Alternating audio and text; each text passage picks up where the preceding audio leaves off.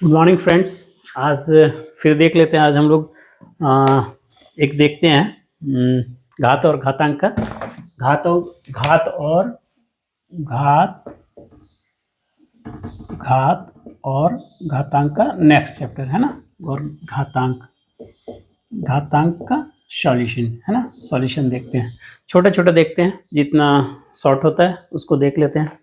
एक एक problem solve करके देखते हैं, एक दो प्रॉब्लम सॉल्व करके।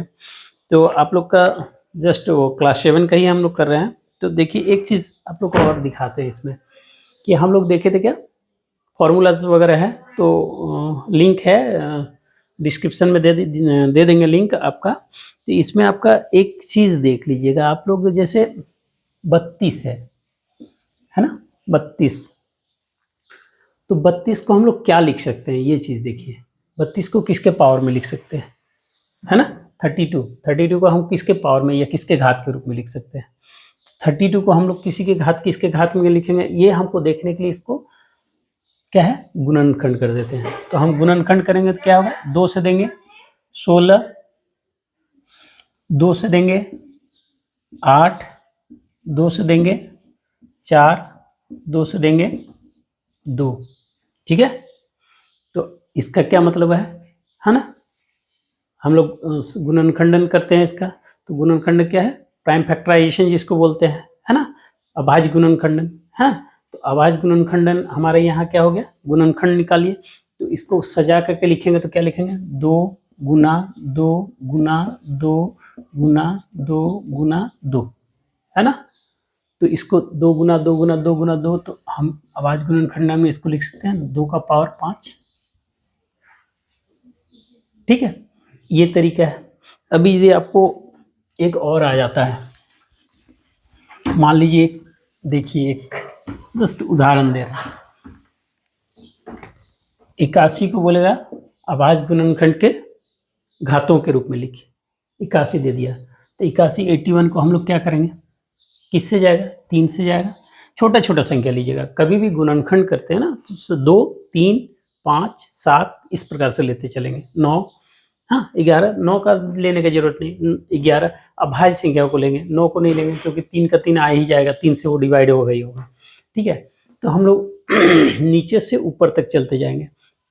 हमारा 3 क्या है, 3 दूना 6 और 2 और 1 21, हाँ। तो 3 सत्ते 21, फिर 3 नाम 27, 3 तिया 9। इसके बाद करना जरूरी नहीं है, ठीक है, यहीं तक रखिए। तो हमारा क्या होगा, 3 गुना 3 गुना 3, है ना। लिख सकते हैं इसको, तो 3 का घात 4 भी लिख सकते हैं इसको, ठीक है ना, 3 का घात 4। तो इस प्रकार से हम लोग कर सकते हैं, किसी भी संख्या को तोड़ करके उसके अभाज्य गुणनखंड के घातों के रूप में हम इसको प्रदर्शित कर सकते हैं। ठीक है, तो अब हम लोग इसको देखते हैं। अब हम लोग चैप्टर का पहला क्वेश्चन देखते हैं। ठीक है, पहला क्वेश्चन देखते हैं। पहला क्वेश्चन क्या है,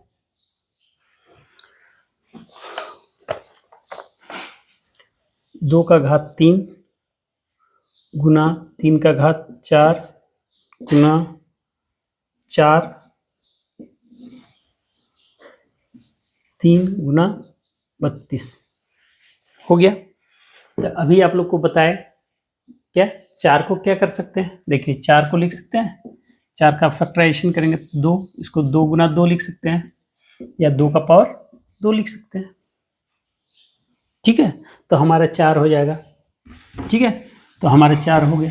32 को क्या, अभी 32 का दिखाए, 32 को क्या लिखा जा सकता है, 2 to the power 5, है ना 32 equal to 2 to the power 5। अब हम लोग इसको प्रश्न को चलते हैं।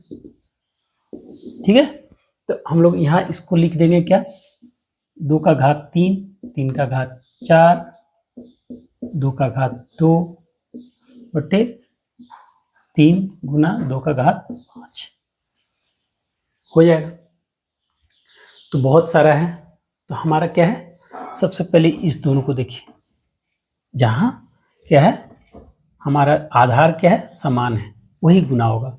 आधार क्या है, समान है। तो आधार समान हमारा क्या है, आधार समान क्या है, आगे इसको इस साइड कर देते हैं, ठीक है, इसका इस साइड कर देते हैं।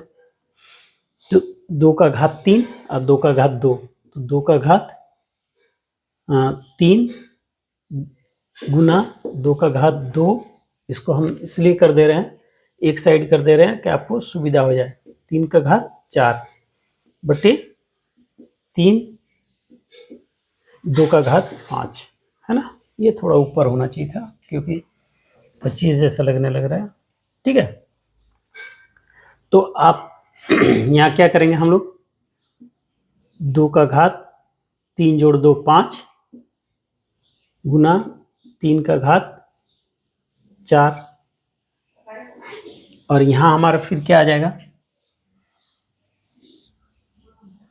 2 का घात 5, इसको आगे लिख देते हैं, इसको पीछे लिख देते हैं। क्रम विनिमय नियम में हमारा है कि गुना को हम आगे पीछे कर सकते हैं, ठीक है। तो इसको हम लोग गुना जब होता है तो हम इसको तोड़ भी सकते हैं, बट्टे को तोड़ सकते हैं इस प्रकार से। कैसे, 2 का घात 5 भागा 2 का घात 5 गुना 3 का घात 4 बट्टे 3 का घात 1। 3 को 3 का घात 1 भी लिख सकते हैं, लिख सकते हैं। तो ये हमारा हो गया, ठीक है। तो अब हमारा क्या हो जाएगा, देखिए इसको मिटा देते हैं।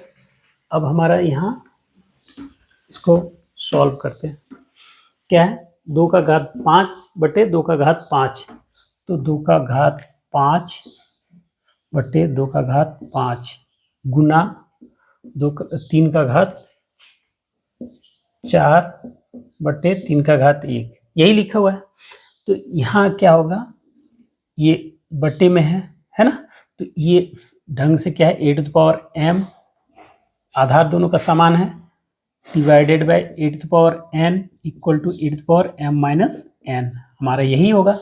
इसी नियम को लागू करेंगे तो हमारा क्या होगा, 2 का घात 5 घटा 5 गुना, यहाँ पर फिर सेम नियम होगा आपका, a⁴m divided by a⁴n equal to a⁴m minus n, ठीक है। देखने में कहीं कोई दिक्कत नहीं होनी चाहिए। तो 3 का घात 4 माइनस 1, यही है। तो देखिए एक चीज़ आप लोग को बताए हुए थे हम, एक चीज़ a⁴0 इक्वल टू 1, है ना, किसी का भी घात 0 रहेगा तो उसका मान 1 होता है। उदाहरण में भी दिए हुए हैं, घात और घातांक को देख लीजिएगा मेरा ही, तो आप उसमें a⁴0 बराबर 1 आपको कैसे करके आता है वो दिखाए हुए हैं। तो ये हमारा क्या होगा, 2 का पावर 0 या 3 का पावर 3, ठीक है। तो यहाँ इसका मान आ गया 1 गुना 3 का पावर 3। तो किसी भी संख्या से 1 को गुना करने पर क्या होगा, परिणाम वही होगा। तो हमारा क्या आ जाएगा, 3 का घात 3, हमारा परिणाम क्या आ जाएगा, 3 का घात 3, ठीक है। कहीं कोई दिक्कत नहीं, आसान सा है, बस थोड़ा सा, हाँ, जितना डेप्थ में जाएंगे उलझा हुआ समस्या का हल करेंगे, समस्या को हल करेंगे, वो आपको क्या है, उतना ही आसानी होगी उस कंपटीशन में बनाने में, उतना ही कम समय लगेगा कंपटीशन में बनाने में। तो ये चीज़ को देख लेंगे, 3 का घात 3, परिणाम क्या आएगा, 3 का घात 3। तो आज के लिए बस एक करें कि और कर दें, एक, बस एक एक करते हैं, ठीक। आज के लिए बाय, रख रहे हैं।